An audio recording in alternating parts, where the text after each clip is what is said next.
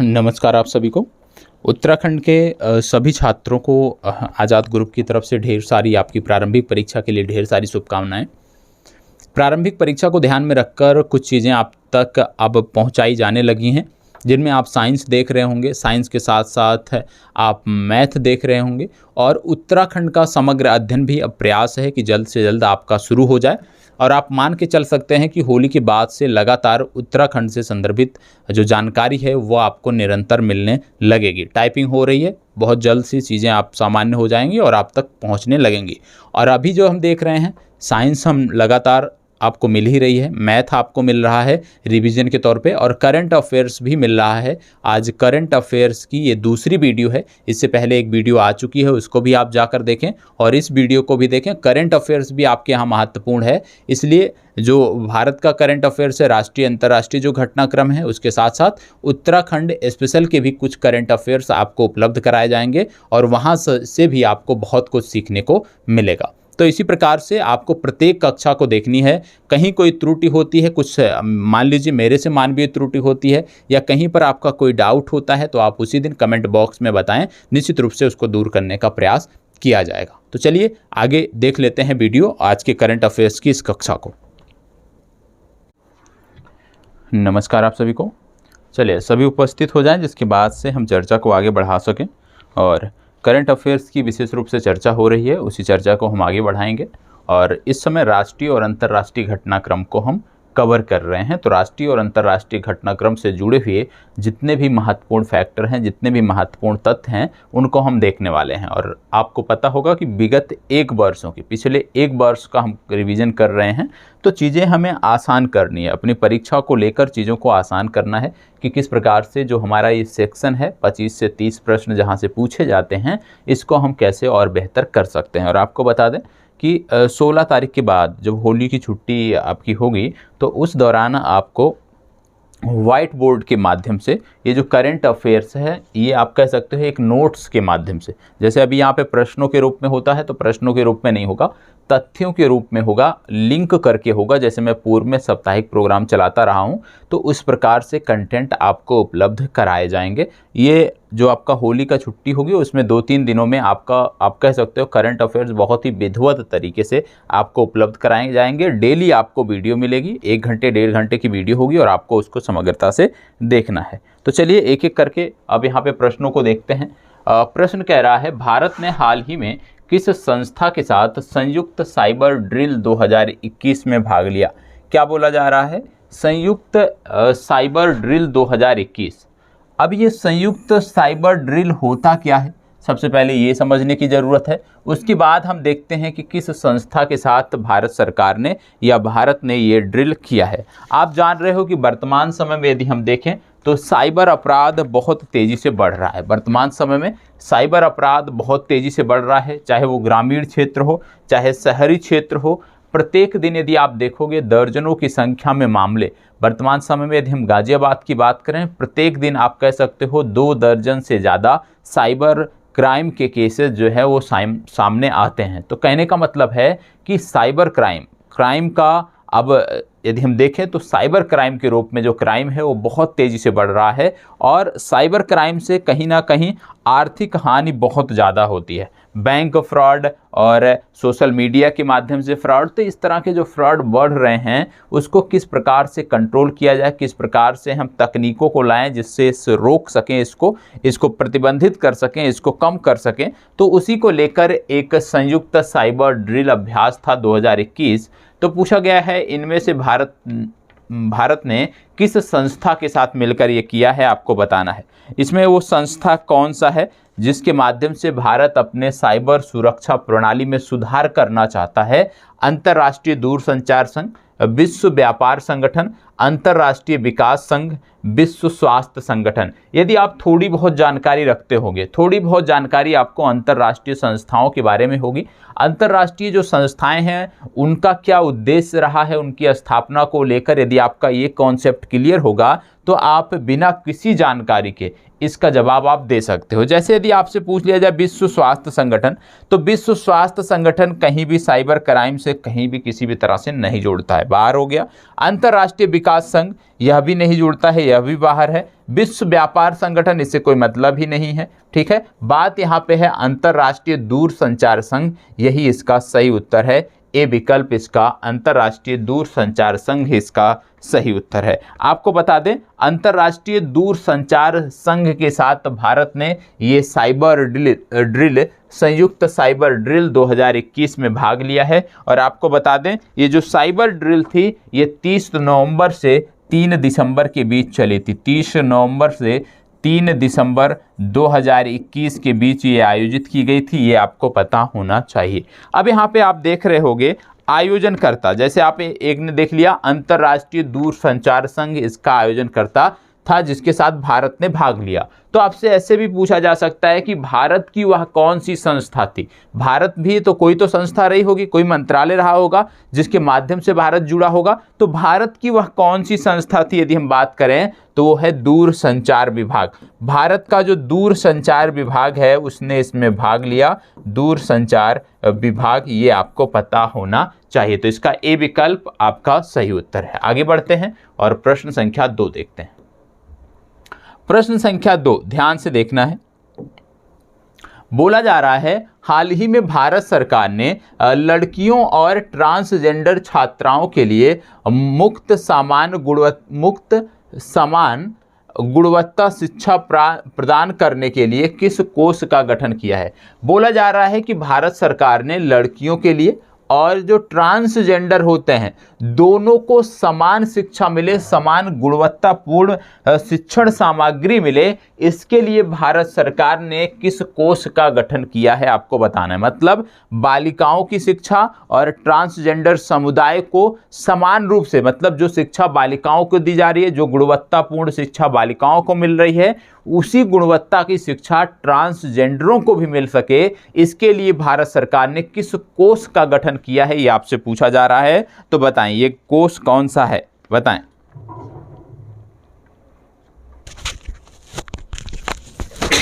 ये कोष कौन सा है आपको बताना है। चले बताइएगा। ये कोष है जेंडर इंक्लूजन फंड। क्या है? Gender inclusion fund. Gender inclusion fund मतलब GIF, याद रखिएगा, जेंडर इंक्लूजन फंड मतलब GIF। तो GIF नामक एक कोष का गठन किया गया है जिसका नाम है जेंडर इंक्लूजन फंड। और GIF की यदि हम बात करें बी विकल्प में दिया है, बी विकल्प आपका सही उत्तर है। तो GIF याद रखना है और इसका फुल फॉर्म भी आपको याद रखना है, जेंडर इंक्लूजन फंड, तब आप बेहतर स्थिति में रहेंगे, ये आपको ध्यान देने की बात है। अब यदि हम बात करें कि किसके द्वारा ये जारी किया गया, तो निश्चित रूप से बात हो रही है शिक्षा की बात हो रही है। तो आप जानते हो, अब पहले आप जानते हो मानव संसाधन विकास मंत्रालय कहा जाता था, लेकिन अब इसको शिक्षा मंत्रालय कहा जाता है। तो ये जो पहल है ये शिक्षा मंत्रालय की एक पहल है, ये आपको पता होना चाहिए। शिक्षा मंत्रालय की एक पहल है और इसके अंतर्गत सभी को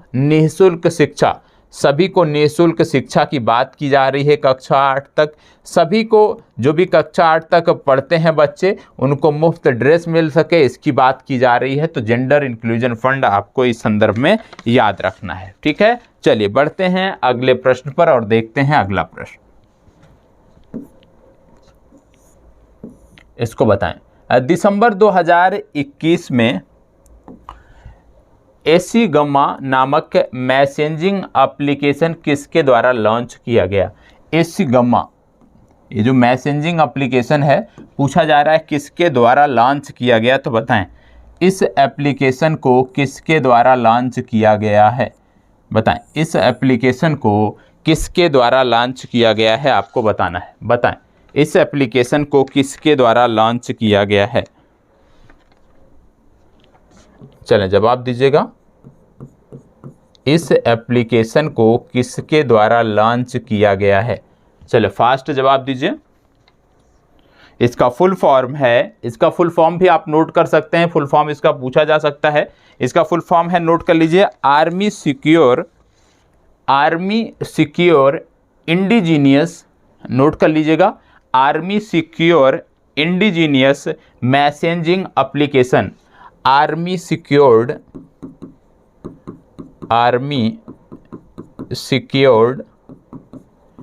इंडिजीनियस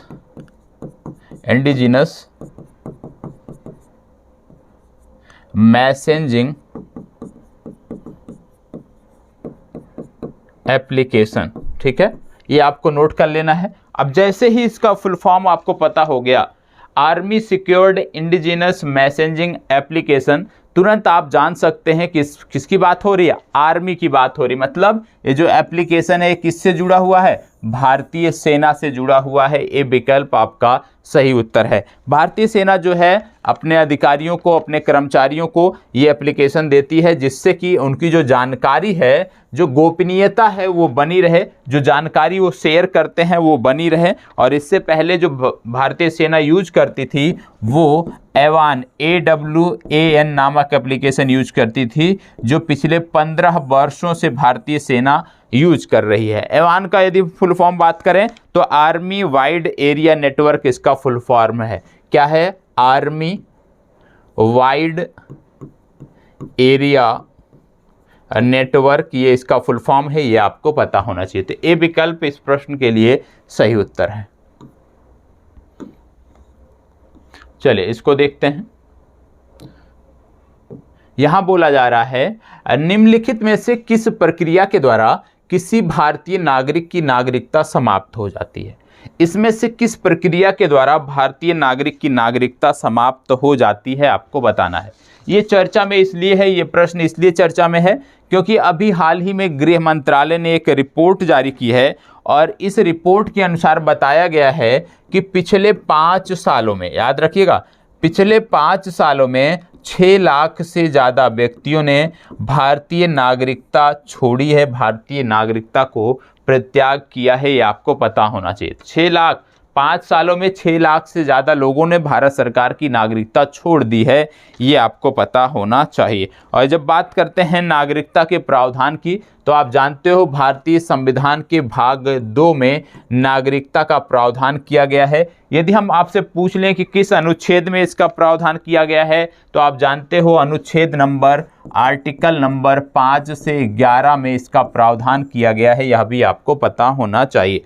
भाग 2 में और आर्टिकल नंबर 5 से 11 में इसका जो है इसको जगह दी गई है। अब बोला गया किसी भारतीय नागरिक की नागरिकता कब समाप्त हो जाती है, परित्याग द्वारा, अन्य देश की नागरिकता ग्रहण करने के द्वारा, उपयुक्त सभी, नागरिकता से वंचित करने के द्वारा। आपको बता दें ये तीनों के तीनों सही है, मतलब उपयुक्त सही, इसका उपयुक्त सभी इस प्रश्न के लिए सही उत्तर है, ये आपको पता होना चाहिए। ठीक है, तो याद रखिएगा पिछले 5 सालों में 6 लाख से ज़्यादा व्यक्तियों ने भारतीय नागरिकता का परित्याग किया है। और जब बात आती है नागरिकता की, तो संविधान के भाग 2 में इसके बारे में बताया गया है और अनुच्छेद नंबर 5 से लेकर 11 तक में नागरिकता की बात की जाती है।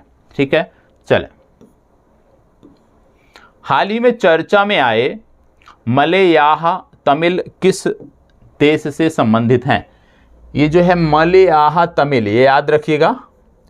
अब जो लोग थोड़ा सा समाचार पत्र पढ़ते होंगे, जो लोग समाचार पत्र पढ़ते होंगे वो बता देंगे। अब इन जो तमिलों की बात हो रही है ये किस देश से संबंधित हैं, आपको बताना है। और आपको बता दें इनकी चर्चा इसलिए हो रही है क्योंकि यूनाइटेड नेशन के कुछ विशेषज्ञों ने अभी हाल ही में बताया कि इनका जो जीवन है, ये जो मलयाह तमिल हैं, इनका जो जीवन है ये बहुत ही दयनीय है, बहुत ही नरकीय जीवन जीने को मजबूर हैं ये उस देश में। इनको किसी भी प्रकार का कोई अधिकार नहीं दिया गया है। इस देश में ये 200 वर्ष पूर्व गए थे, मतलब ले जाए गए थे। किस लिए? चाय की खेती में कार्य करने के लिए ले जाए गए थे। चाय की खेती में कार्य करने वाले मजदूरों के रूप में इनको ले जाया गया था। और आज इनकी स्थिति उस देश में बहुत ही गंभीर है, बहुत ही अमानवीय तरीके से ये जीवन जीने को मजबूर हैं। मुख्यतः चाय बागानों के ये श्रमिक हैं। तो आपको बताना है वो देश कौन सा है। भारत श्रीलंका, पाकिस्तान, म्यांमार। भारत, श्रीलंका, पाकिस्तान, म्यांमार। यहाँ पे बात हो रही है तमिलों की और मलयाह तमिल की बात हो रही है, ये बात है श्रीलंका की। ठीक है, तो बी विकल्प आपका सही उत्तर है, ये आपको पता होना चाहिए। श्रीलंका की यदि हम बात करें तो यहाँ पे 2 पोर्ट आपको याद रखने हैं, एक है हम्बनटोटा, ठीक है, एक है कोलंबो पोर्ट, ये आपको याद रखना है। ठीक है, इसके साथ साथ श्रीलंका की जो राजधानी है 2, एक तो कोलंबो आप देखते होंगे, एक है श्री जयवर्धनेपुरम कोट्टे, ये भी आपको याद रखना है। साथ ही साथ जब श्रीलंका की बात करते हैं तो सिलीनेक्स नामक एक्सरसाइज हम श्रीलंका के साथ करते हैं, ये लेटेस्ट है, ये आपको पता होना चाहिए। सिलीनेक्स नामक एक्सरसाइज भारत और श्रीलंका के बीच होती है और अभी हाल ही में मार्च माह में 9 से 10 तारीख के बीच ये संपन्न हुई है। कहाँ पे संपन्न हुई है यदि बात की जाए तो विशाखापट्टनम में संपन्न हुई है, ये आपको पता होना चाहिए। ये लेटेस्ट सैन्य एक्सरसाइज है, पूछी जा सकती है। 9 से 10 मार्च के बीच विशाखापट्टनम में संपन्न हुई है, इतनी जानकारी आपको होनी चाहिए। यदि आपसे कभी पूछ लिया जाए भारत और श्रीलंका किस जल संधि के माध्यम से अलग होते हैं तो आपको याद आना चाहिए पाक जल संधि के माध्यम से ये अलग होते हैं, यह भी आपको पता होना चाहिए। ठीक है, चलिए बढ़ते हैं आगे और देखते हैं अगला प्रश्न। जनवरी 2022 में किसके साथ भारत का व्यापार 100 अरब डॉलर को पार कर गया? इनमें से कौन सा देश है जिसके साथ भारत का व्यापार 100 अरब डॉलर पार कर गया? और ऐसा बताया जा रहा है, ऐसा अनुमान लगाया जा रहा है कि वर्ष 2021 में जो इस देश के साथ व्यापार हुआ है वो लगभग 127 अरब डॉलर का व्यापार हुआ है। 125.7 अरब डॉलर का व्यापार हुआ है। तो ये देश कौन सा है जिसके साथ हमने 100 अरब डॉलर के व्यापार को पार कर लिया है, बताएं। चलिए जवाब दीजिएगा, वो देश कौन सा है आपको बताना है।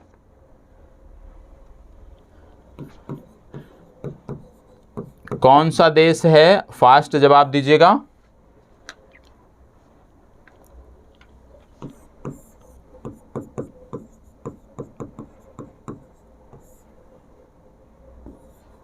फास्ट और तेज, थोड़ा सा विचार करें इसमें और आसानी से आप जवाब दे सकते हैं। थोड़ा सा विचार करेंगे तो आसानी से जवाब दे सकते हैं। चले अब मैं इसको बता देता हूं आपको। देखो यहाँ पे बात हो रही है किस देश के साथ, तो हमारा जो व्यापार है वो चीन के साथ 100 अरब डॉलर को पार कर गया है। और आपको बता दें कि इनमें से जो हम चीन से आयात करते हैं उसमें 46.2% की वृद्धि हुई है और चीन से जो हमारा आयात है वो लगभग 97.52 अरब डॉलर का हो रहा है। हालांकि हमारा निर्यात भी बढ़ा है और हमारा निर्यात चीन को जो है वो 34.2% बढ़ा है, लेकिन फिर भी यदि अमाउंट की बात करते हैं तो जो निर्यात है वो 28.14 अरब डॉलर ही है। कहने का मतलब है कि जो आयात है अभी भी कहीं ना कहीं वो 2 गुना ज़्यादा है। अभी भी जो आयात है, क्योंकि चीन से जो आयात हो रहा है वो लगभग हो रहा है 97 आप कह सकते हो। तो लगभग आप कह सकते हो कि चीन के संदर्भ में जब हम बात करते हैं अभी भी हमारा जो आयात निर्यात में जो अंतर है वो 2 गुने से भी ज़्यादा है, ये आपको पता होना चाहिए। मतलब चीन के साथ हमारा व्यापार घाटा है। ठीक है, क्यों व्यापार घाटा है? क्योंकि हम आयात तो कर रहे हैं 97.52 अरब डॉलर का, लेकिन उसको निर्यात कितना कर रहे हैं? लगभग 28.14 अरब डॉलर का। इससे पता चलता है कि चीन के साथ आप कह सकते हो लगभग हमारा 66 से 67% का व्यापार घाटा है। ठीक है, ये आपको पता होना चाहिए। आगे बढ़ते हैं, इसको बताएं। जनवरी 2022 में किस देश द्वारा बंगाल की खाड़ी में विशाल प्राकृतिक गैस हाइड्रेट का भंडार खोजा गया है? याद रखिएगा, विशाल प्राकृतिक गैस हाइड्रेट।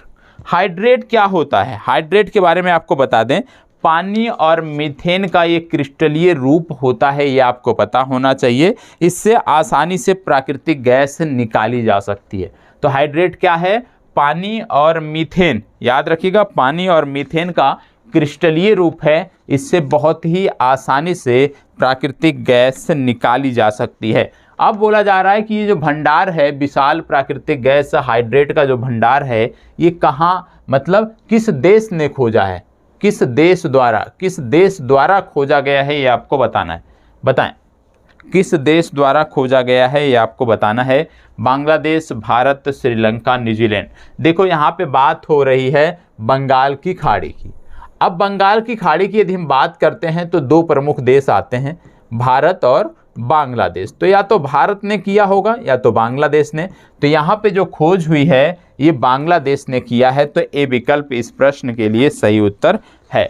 बांग्लादेश का जो विशेष आर्थिक जोन है, स्पेशल इकोनॉमिक जो जोन है, विशेष आर्थिक जोन के अंतर्गत आने वाले क्षेत्र में ही इसकी खोज की गई है, इसलिए बांग्लादेश इस प्रश्न के लिए सही उत्तर है। अब बांग्लादेश की बात हो रही है तो आपको पता होगा बांग्लादेश की राजधानी है ढाका, बांग्लादेश की मुद्रा है टका, बांग्लादेश की प्रधानमंत्री हैं शेख हसीना। और आपको बता दें बांग्लादेश के साथ हम एक सैन्य अभ्यास भी करते हैं जिसका नाम है संप्रीति, तो ये भी आपको याद रखना है। आपसे मैं पूछ रहा हूँ बोंगो सागर, आप में से सबको बताना है बोंगो सागर नामक सैन्य अभ्यास भारत किस देश के साथ करता है। बोंगो सागर नामक सैन्य अभ्यास भारत किस देश के साथ करता है, ये आप सभी को बताना है। और अभी हाल ही में एक सैन्य अभ्यास हुआ था जिसको बोलते थे खंजर, ठीक है, खंजर नामक जो सैन्य अभ्यास है भारत किर्गिस्तान के साथ करता है, ये भी आपको याद रखना, ठीक है। खंजर नामक सैन्य अभ्यास भारत किर्गिस्तान के साथ करता है, यह भी आपको पता होना चाहिए। तो इसमें याद रखना है कि बोंगो सागर किसके साथ करता है भारत, ये आप बताओगे। संप्रीति मैंने बता दिया भारत बांग्लादेश, खंजर मैंने बता दिया भारत किर्गिस्तान, ठीक है। चलिए बढ़ते हैं आगे और देखते हैं अगला प्रश्न। भारत ने जलवायु परिवर्तन प्रदर्शन सूचकांक 2022 में कौन सा स्थान प्राप्त किया है, बताएं कौन सा स्थान प्राप्त किया है, जवाब दीजिएगा। इसमें से कौन सा सही है। भारत ने जलवायु परिवर्तन प्रदर्शन सूचकांक 2022 में कौन सा स्थान प्राप्त किया है, चौथा, 10वां, 20वां, 21वां, इनमें से कौन सा सही है आपको बताना है, इनमें से कौन सा सही है आपको बताना है। चलें, जलवायु परिवर्तन सूचकांक 2022 की बात हो रही है, याद रखिएगा 2022, इसलिए ये आपके लिए महत्वपूर्ण हो जाता है। तो बताएं इनमें से कौन सा सही है, चौथा, 10वां, 20वां या 21वां, फास्ट जवाब दीजिएगा। देखो जलवायु परिवर्तन सूचकांक की बात हो रही है, जलवायु परिवर्तन प्रदर्शन सूचकांक, इसमें भारत का स्थान है 10वां, याद रखिएगा 10वां स्थान भारत ने इसमें प्राप्त किया है, ये आपको पता होना चाहिए। यदि बात किया जाए सर्वोच्च स्थान पे कौन था, तो सर्वोच्च स्थान पे था डेनमार्क, याद रखिएगा डेनमार्क, मैंने शब्द क्या बोला, सर्वोच्च स्थान पे, लेकिन इसकी पोजीशन क्या है, 4th। कहने का मतलब है इस सूचकांक पे प्रथम, द्वितीय और तृतीय स्थान पर कोई भी देश जगह नहीं बना सका। जो मानक थे इसके प्रथम, द्वितीय और तृतीय स्थान के, वो कोई भी देश पूरा नहीं कर सका, इसलिए प्रथम, द्वितीय और तृतीय स्थान ब्लैंक रहा, खाली रहा। डेनमार्क चौथे स्थान पे है, इसलिए इसको बोलते हैं हम कि ये सर्वोच्च स्थान पे है, क्योंकि इससे पहले कोई अन्य देश नहीं है। इसके बाद स्वीडन आता है, स्वीडन आपका है 5वें स्थान पे। स्वीडन के बाद नॉर्वे आता है, नॉर्वे आपका है 6वें स्थान पे। तो टॉप पर पूछा जाए, सर्वोच्च स्थान पे पूछा जाए तो डेनमार्क आपको बताना है, ठीक है। पहले स्थान पे पूछा नहीं जाएगा, पहले स्थान पे पूछा भी जाता है तो इनमें से कोई नहीं का विकल्प आपके पास होगा, तो आप उसको टिक कर सकते हैं। भारत का स्थान पूछा जाए तो भारत का स्थान 10वां है। इसको बताइए, नवंबर 2021 में टाइम फॉर इंडिया किसने प्रारंभ किया है, टाइम फॉर इंडिया किसने प्रारंभ किया है, बताएं। टाइम फॉर इंडिया जो है ये आपको बता दें व्यापार को बढ़ावा देने के लिए है, द्विपक्षीय व्यापार को बढ़ावा देने के लिए, और इसकी शुरुआत किया है स्वीडन ने, ठीक है। बी विकल्प इसका सही उत्तर है।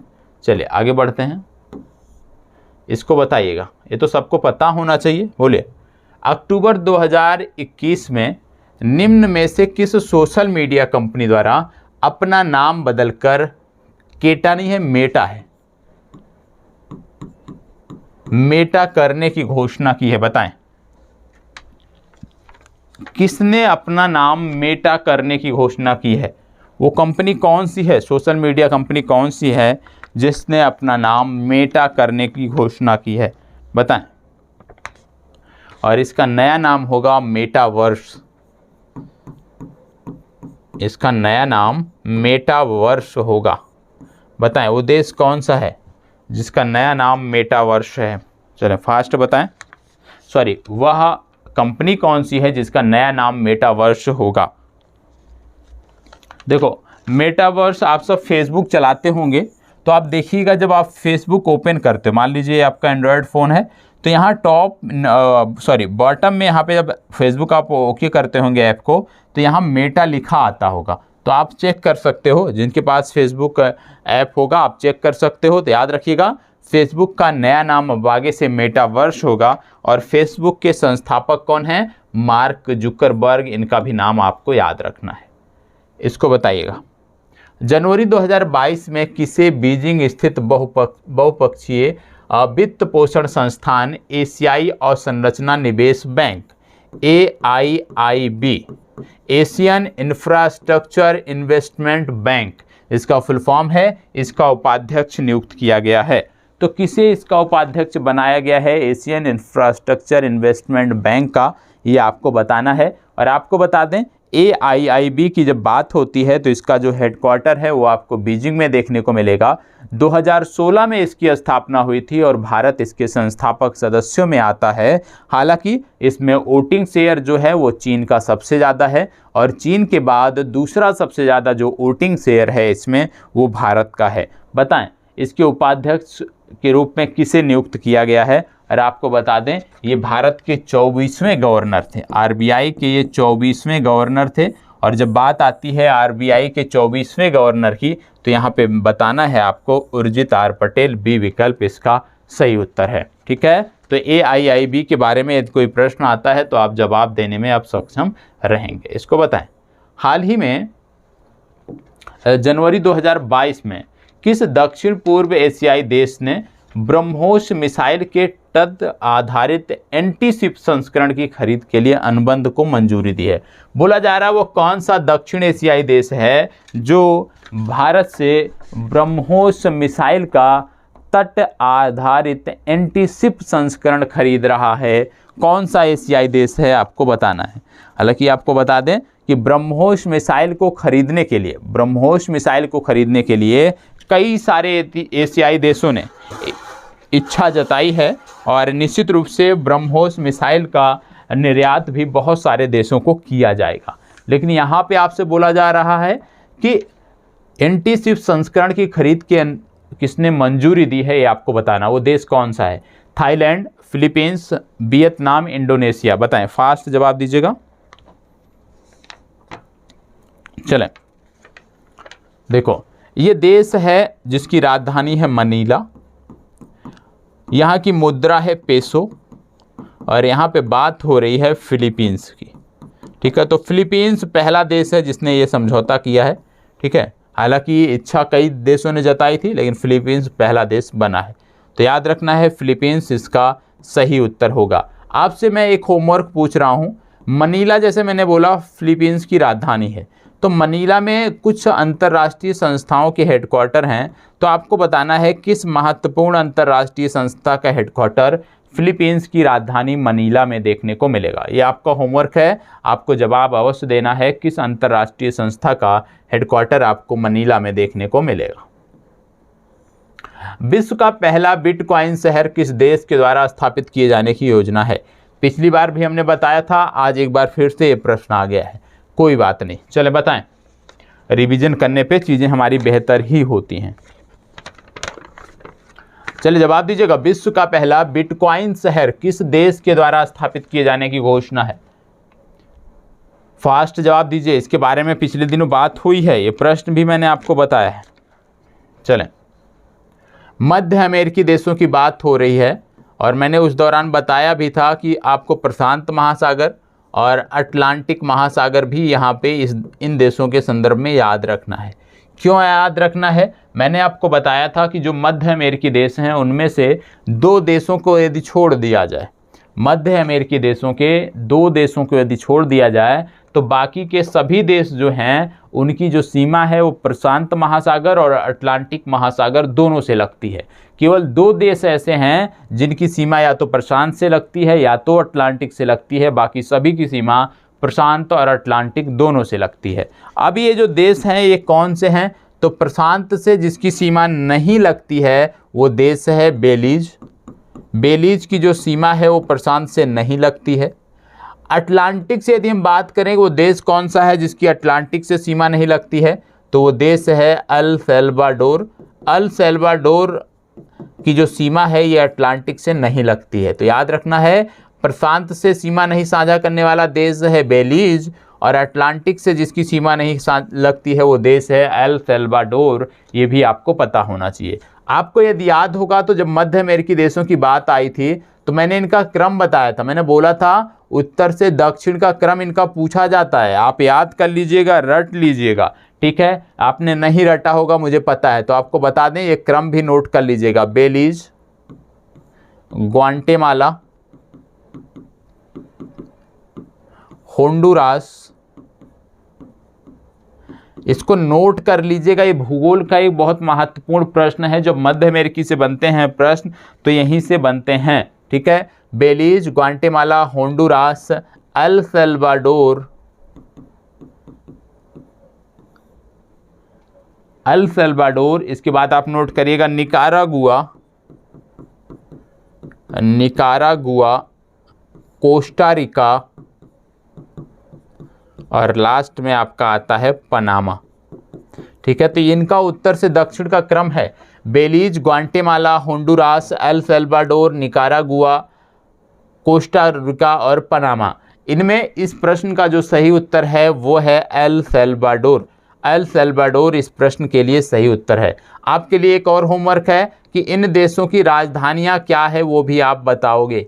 इन देशों की राजधानियों को भी आप कमेंट बॉक्स में आज बताओगे। तो जो भी लोग अपनी परीक्षा को लेकर गंभीर हैं आप बता सकते हैं। बाकी जिनका पंचवर्षीय कार्यक्रम है आप लगे रहिए, आपके लिए यह होमवर्क नहीं है। और आपको बता दें कि यदि आपसे पूछ लिया जाए कि मध्य अमेरिकी देश वह कौन सा है जहां पर जनसंख्या सबसे ज़्यादा है, तो सबसे ज़्यादा जनसंख्या भी आपको एल सल्वाडोर में देखने को मिलेगा। यदि आपसे पूछ लिया जाए मध्य अमेरिका का सबसे छोटा देश कौन सा है, तो वह भी है एल सल्वाडोर। एल सल्वाडोर सबसे छोटा देश भी है मध्य अमेरिका का और सबसे ज़्यादा जनसंख्या भी इसी में रहती है। और एल सल्वाडोर अटलांटिक महासागर से सीमा नहीं साझा करता है, इसकी सीमा सिर्फ प्रशांत महासागर से लगती है। इसको बताइएगा। नीति आयोग द्वारा विकसित राष्ट्रीय मुद्रीकरण पाइपलाइन की अवधि है। राष्ट्रीय मुद्रीकरण पाइपलाइन की अवधि क्या है ये आपको बताना है, बताएं। 2020 से 25, 2021 से 26, 2022 से 25, 2021 से 27। फास्ट जवाब दीजिएगा। इनका सही उत्तर क्या होगा ये आपको बताना है। देखो इसका सही उत्तर है 2022 से 2025। नोट कर लीजिएगा, रट जाइएगा, याद कर लीजिएगा। इसको बताएं। केंद्रीय मंत्रिमंडल ने आकांक्षी जिले के अंतर्गत आने वाले गांवों में 4G मोबाइल सेवा प्रदान करने के लिए 5 राज्यों को चुना है। निम्नलिखित में से कौन सा राज्य उनमें शामिल नहीं है? बोला जा रहा है कि आकांक्षी जिले, आकांक्षी जिले मतलब होता है पिछड़े जिले, याद रखिएगा। आकांक्षी जिले का मतलब होता है पिछड़े जिले। तो भारत के वो कौन से पिछड़े जिले हैं यहाँ पे बोला जा रहा है जिनमें अभी 4G कनेक्शन नहीं था। तो ऐसे पिछड़े जिलों के गांव में 4G कनेक्शन मुहैया कराया जा रहा है, लेकिन उसमें कुछ सिलेक्टेड आप कह सकते हो राज्य हैं। इनमें बोला गया है ये 5 राज्यों में किया जा रहा है, तो इनमें से कौन सा शामिल नहीं है? वो 5 राज्य भी अब आपको पता होना चाहिए, ठीक है। तो कौन सा शामिल नहीं है आपको बताना है। चलो बताएं, जवाब दीजिएगा। कौन सा शामिल नहीं है?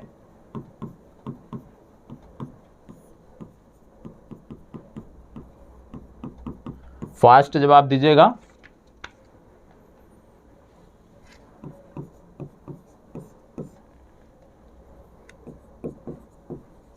देखो इनमें जो 5 राज्य शामिल हैं, आंध्र प्रदेश, छत्तीसगढ़, झारखंड, महाराष्ट्र और उड़ीसा। कौन कौन से? आंध्र प्रदेश, छत्तीसगढ़, झारखंड, महाराष्ट्र और उड़ीसा, ये 5 राज्य इनमें शामिल हैं, ये आपको पता होना चाहिए। अब ये जो 5 राज्य हैं, मतलब बिहार इनमें शामिल नहीं है, तो डी विकल्प इस प्रश्न का सही उत्तर हो गया। अब इन 5 राज्यों के कुल 44 जिलों का चयन किया गया है। 5 राज्यों के कुल 44 जिलों का चयन किया गया है और इन 44 जिलों में से 7,287 गांव ऐसे हैं जहां पे 4G कनेक्शन की व्यवस्था अब कराई जाएगी। इनमें अभी तक 4G कनेक्शन नहीं था। ठीक है, चलिए आगे बढ़ते हैं। जनवरी 2022 में केंद्रीय आयुष मंत्रालय की पहल पर किस तिथि को 75 लाख लोगों ने सूर्य नमस्कार कार्यक्रम में हिस्सा लिया? किस तिथि को सूर्य नमस्कार कार्यक्रम किया गया था जिसमें 75 लाख लोगों ने हिस्सा लिया था? बताएं, ये कार्यक्रम कब किया गया था? चलिए फास्ट जवाब दीजिएगा। ये कार्यक्रम कब किया गया था? चलिए देखो, ये कार्यक्रम किया गया था मकर संक्रांति को और मकर संक्रांति थी 14 जनवरी को। तो ये कार्यक्रम 14 जनवरी को किया गया था। किसके द्वारा? आयुष मंत्रालय द्वारा, AYUSH। कई बार मैंने बताया है आयुष का फुल फॉर्म आपको, ठीक है, उम्मीद करता हूँ याद होगा। तो आपका आज का तीसरा होमवर्क है कि ये जो आयुष का फुल फॉर्म है, ये ए फॉर, जैसे मैंने बोला आयुर्वेदा, इसी तरह से इनका फुल फॉर्म आप कमेंट बॉक्स में बताओगे। साथ ही साथ जैसे राष्ट्रीय आयुर्वेद दिवस मनाया जाता है तो कब मनाया जाता है? विश्व योग दिवस, Y for yoga and naturopathy, तो वाई फॉर योगा आ गया। विश्व योग दिवस कब मनाया जाता है? तो इस प्रकार से जितनी जानकारी इन 5 शब्दों से आपको होगी उतनी जानकारी आप कमेंट बॉक्स में शेयर करेंगे, ये आपकी जिम्मेदारी है। ठीक है, चलिए, तो ये था 14 जनवरी 2022। 8 दिसंबर 2021 को जारी विज्ञप्ति के अनुसार भारत की किस आर्द्र भूमि को अंतर्राष्ट्रीय महत्व की आर्द्र भूमियों की सूची में शामिल किया गया? इनमें से कौन सी आर्द्र भूमि है जिसको अंतर्राष्ट्रीय महत्व की आर्द्र भूमि में सूची में सम्मिलित किया गया? देखो, बात हो रही है आर्द्र भूमियों की, तो आपको बता दें एक समझौता हुआ था जिसको बोलते थे रामसर समझौता। रामसर समझौता इसको बोलते हैं, ठीक है। और रामसर क्या है? एक ईरान का शहर है। तब तक आप उसका जवाब दीजिएगा, ठीक है। और 2 फरवरी 1971 को वेटलैंड जो होते हैं उनको संरक्षित करने को लेकर ईरान के रामसर शहर में एक समझौता हुआ था और इसी समझौते को रामसर कन्वेंशन या रामसर समझौते के नाम से जाना जाता है, ठीक है। भारत के संदर्भ में यदि हम बात करें तो आप जानते हो कि 2 फरवरी को, याद रखिएगा 2 फरवरी, क्योंकि 2 फरवरी को यह समझौता हुआ था, इसीलिए 2 फरवरी को वैश्विक स्तर पर विश्व आर्द्र भूमि दिवस भी मनाया जाता है। याद रखिएगा, विश्व आर्द्र भूमि दिवस, विश्व आर्द्र भूमि दिवस 2 फरवरी को मनाया जाता है। क्यों? क्योंकि 2 फरवरी को ही रामसर समझौता जो है ये हुआ था। आपको पता होगा पिछले दिनों मैंने आपको बताया था कि भारत का 48वां रामसर साइट बना है, उत्तर प्रदेश से संबंधित है। मैंने बोला था बखीरा वाइल्ड लाइफ सेंचुरी, वो यूपी से संबंधित है, बखीरा वाइल्ड लाइफ सेंचुरी। 49वां मैंने आपको बताया था गुजरात से संबंधित है, जिनको ना याद हो याद कर लीजिएगा, खिजड़िया पक्षी अभ्यारण्य, और खिजड़िया पक्षी अभ्यारण्य था गुजरात में। तो 49वां बना था खिजड़िया पक्षी अभ्यारण्य गुजरात, 48वां बना था Bakhira wild life sanctuary Uttar Pradesh. यहाँ पे क्या बोला जा रहा है? 8 दिसंबर 2021 को किसको शामिल किया गया? तो आपको बता दें इसका सही उत्तर है हैदरपुर। हैदरपुर कहाँ पे पड़ता है? हैदरपुर पड़ता है उत्तर प्रदेश में। उत्तर प्रदेश के किस शहर में पड़ता है? तो याद रखिएगा उत्तर प्रदेश के बिजनौर में पड़ता है। कहाँ पे? उत्तर प्रदेश के बिजनौर में, ठीक है। तो ये आपको याद रखना है। चलिए आगे बढ़ते हैं, इसको बताइएगा। देश भर में नवोन्मेषकों और उद्यमियों को 22 मातृभाषा में सशक्त बनाने के लिए अटल इनोवेशन मिशन एवं नीति आयोग ने किस कार्यक्रम की शुरुआत की है? देश भर के जो उद्यमी हैं, जो नए नए आविष्कार कर रहे हैं, उनके लिए कौन सा यहाँ पे प्लेटफॉर्म बनाया गया है, कौन सा कार्यक्रम शुरू किया गया है, आपको बताना है।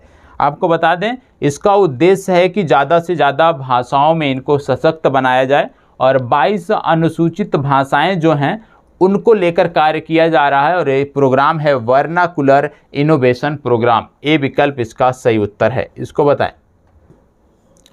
दिसंबर 2021 में भारतीय सेना द्वारा किस स्थान पर क्वांटम प्रयोगशाला की स्थापना की गई? क्वांटम प्रयोगशाला भारतीय सेना ने कहाँ स्थापित की है, आपको बताना है। क्वांटम प्रयोगशाला भारतीय सेना ने कहाँ स्थापित की है? चलिए बताएं। भारतीय सेना ने दिसंबर में क्वांटम प्रयोगशाला कहाँ स्थापित की है? ये स्थापित की है मध्य प्रदेश में, और मध्य प्रदेश का वो स्थान है महू। ए विकल्प इसके लिए सही उत्तर है। आज का लास्ट प्रश्न, 22 एवं 23 दिसंबर 2021 को रक्षा अनुसंधान और विकास संगठन DRDO ने स्वदेश निर्मित किस मिसाइल का सफल परीक्षण किया? किस मिसाइल का सफल परीक्षण किया, आपको बताना है। बताएं। बात हो रही है DRDO की, defence research and development organisation. 1958 में स्थापना हुई थी यदि हम देखें, और वलस्य मूलम विज्ञानम इनका आदर्श वाक्य है।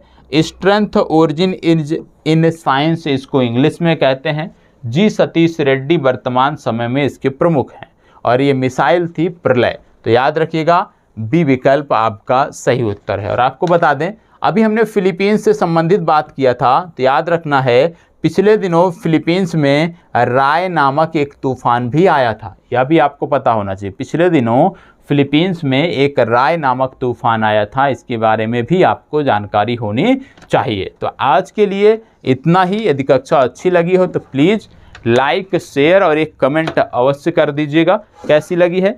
कोई आपके डाउट हैं तो उसको भी आप बता सकते हैं, ठीक है। मानवीय त्रुटि के चलते कभी कभी कुछ डाउट आपके हो जाते हैं, क्रिएट हो जाते हैं, तो वो आपको बता देना है।